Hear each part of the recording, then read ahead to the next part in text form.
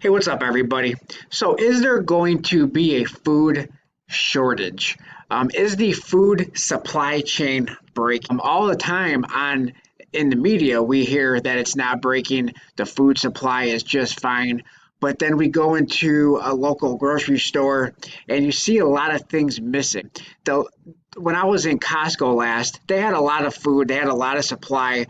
But one thing that I did notice that was missing was a lot of fresh vegetables and fruits, which they usually are packed with fresh veggies and fruits. Well, I'm going to post a couple of things in the description below. One of it being from this local rancher, not local to me, but local in the United States, a local rancher in Texas. Now, I don't know who this guy is. For all I know, I'm not sure if he's, truthful or, but I'm going to assume he is, and I'm going to post the link to this YouTube video in the description below, and I would encourage everybody to go check it out. But and he's talking about how they're being forced to euthanize their live, cattle, chickens, hogs, and all this stuff for imports that are coming from out of the country, from the country of Namibia. And I didn't even know where that was. I had to look that up, and that is in South Africa. Now, do we really want to be eating food from South Africa? Now, if you thought the toilet paper shortage was big and you were worried about where you were going to get your toilet paper, imagine worrying about where you're going to get your next meal. And so that's why, I'm not a SHTFer. I'm not one who was living in fear of, finding food in this. But the more you hear about it, the more it starts to alarm, people. It sets off those alarm bells. So I'm going to put that in there. Now, this is going to be in the description. You can go watch this video, take a look at it. And, but I also want to show you another article.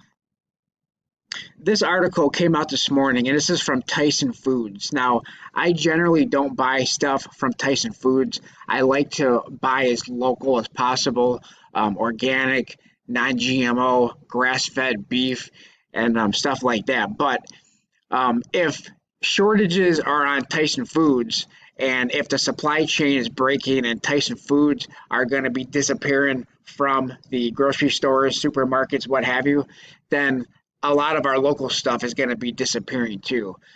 So we definitely want to get on the phone of our local officials and make sure stuff is opening back up. We don't want to have food shortages. Now, also check out North Country Off Grid. He also talks a lot about, food shortages and stuff like that. And we got to be prepared, at the time is probably now to go to our grocery stores and be prepared and have enough food on hand and not wait until tomorrow just in case this happens. Now, this may not happen. We may not have a problem, but if we do have a problem, we definitely want to be prepared. And those people who already were preppers for SHTF situations, they're not going to have much of a problem. But for those of us who were never prepared for that kind of stuff, it may not be too late to prepare now. So anyway, Tyson Food chairman warns of food supply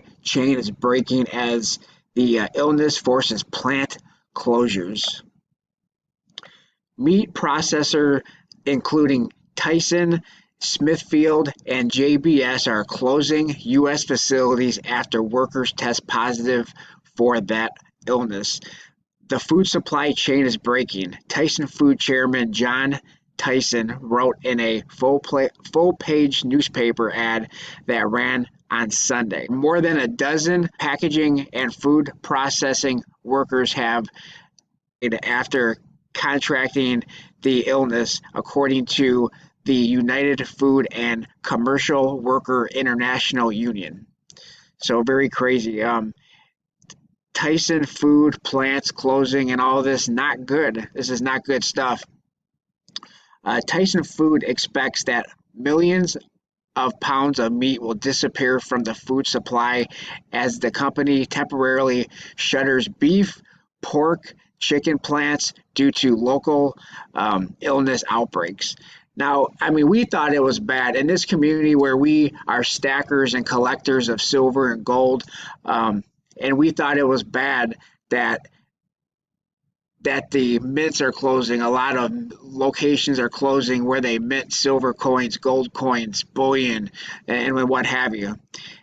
If they're closing plants that supply that processes our beef, pork, and chicken, people are going to be going hungry, and we can't have that. So we need to be getting on the phone and making sure a lot of these places reopen. Tyson placed a full-page ad in the New York Times, Washington Post, and Arkansas Democrat on Sunday addressing the plant closures. The food supply chain is breaking, Tyson chairman John Tyson wrote. Tyson said that a limited supply of its products will be available in grocery stores until facilities can be reopened. These temporary closures will also mean millions of livestock will be slaughtered because farmers will not be able to sell their pigs, cows, chickens to buyers who can't process the meat. Now that's kind of what this other guy was saying on this video that I'm going to link in the description below. He was saying the exact same thing, and that they're being forced to kill off the livestock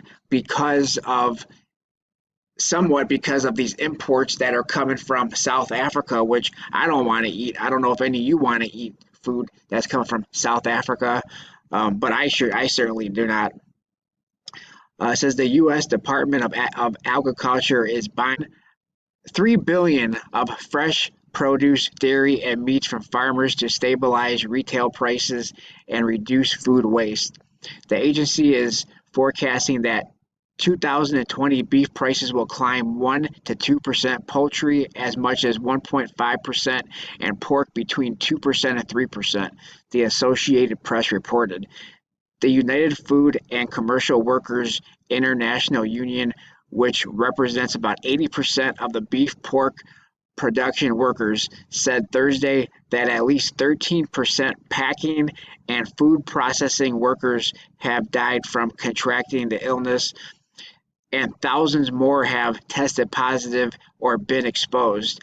On Sunday, the Center of Disease Control and Prevention released guidelines for meat and poultry processing workers, and employers' recommendations include adding more stations for workers to clock in and out, providing cloth face coverings for all employees, eliminating carpooling, and checking temperatures before workers enter the plants.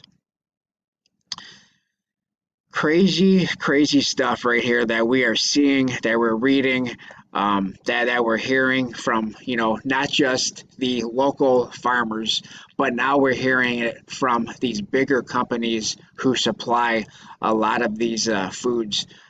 So definitely let me know what you guys think in the comment section below. Let's read a little bit more of this. Overall, we expect production disruptions to be a 60% headwind to TSN's pork volume for 4 weeks, given the impact of the plant's closures and reduced production levels due to absenteeism.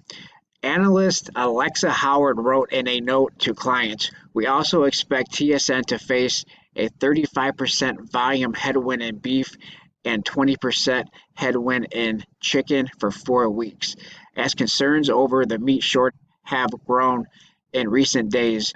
So anyway, it's getting very scary out there as far as where our food is going to come from, if a lot of these places are not reopening. So we definitely need to make phone calls and voice our concerns to make sure that a lot of these places. Now, if you own, farmland, if you grow your own food, if you have your own cattle and have your own whatever, it may not be a problem for you. But for those of us who rely on grocery stores, who live in, cities and not in, in country, country areas where you have a lot of land to grow your own food and stuff like that, you may not have a problem, but the rest of us would. So take a look at all this. Let me know what you guys think in the comment section below. I wouldn't just blow this off. Again, I'm not someone who generally lives in fear, about, a lot of things. But the more you hear about this kind of stuff, the more serious, it seems to be. So let me know what you guys think. Please like, comment, subscribe, and I'll talk to you on my next video. Thanks a lot, everyone.